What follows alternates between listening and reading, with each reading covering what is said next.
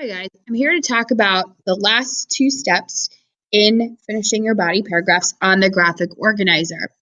So as of right now, you guys have done your thesis statement, your topic sentences, you found your quotes for both the research, which is the article on symbolism that we read, and the novel, and then many of you have written your lead-in context sentences, which again, those are providing context for the quote, basically saying what is happening in that scene in the book when the quote is used.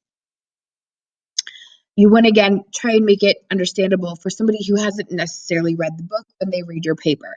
The last step in our process for the body paragraphs today are explaining our quotes and providing some reasoning and also wrapping up the end of the paragraph.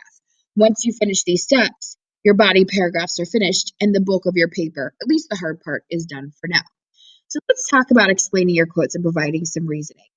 These are the sentences that come after each quote, and you should have about 1 to 2 sentences that explain how that quote demonstrates the concept that you're discussing in both your thesis and your topic sentences.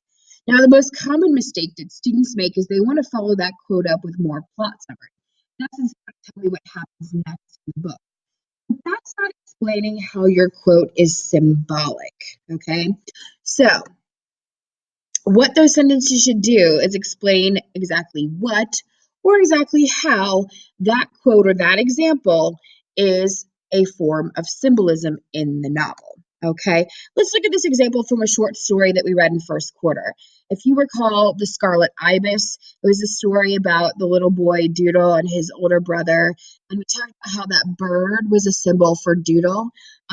So this example says, this example demonstrates that the bird symbolizes Doodle because they both die during a storm under a tree and in a similar position.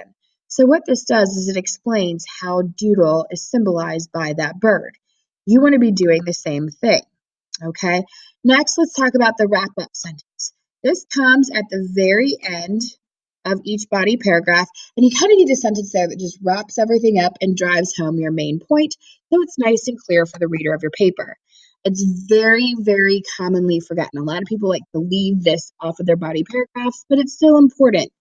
The easiest way to do this is begin with a transition from that list of transitions I gave you earlier this year.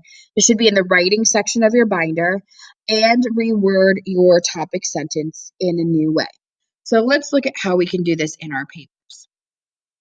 So if we come over here to the graphic organizer, and we're working with the same examples I've used all along.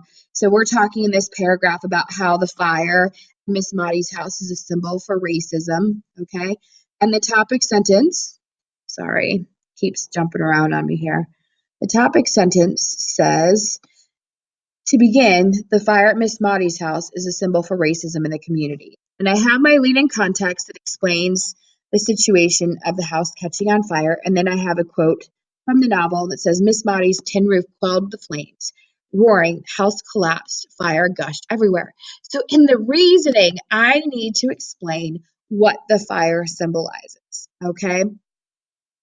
So I start something like this. In the novel, or in the story, or this example, however you want to start that sentence, in the novel, the fire symbolizes racism, okay? And then we want to explain that.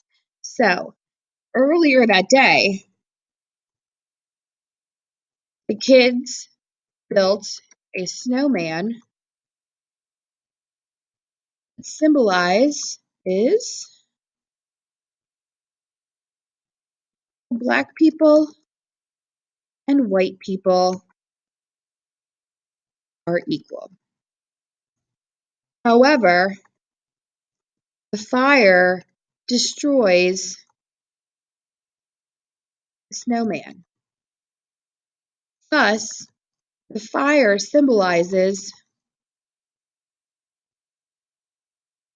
how racism can destroy equality.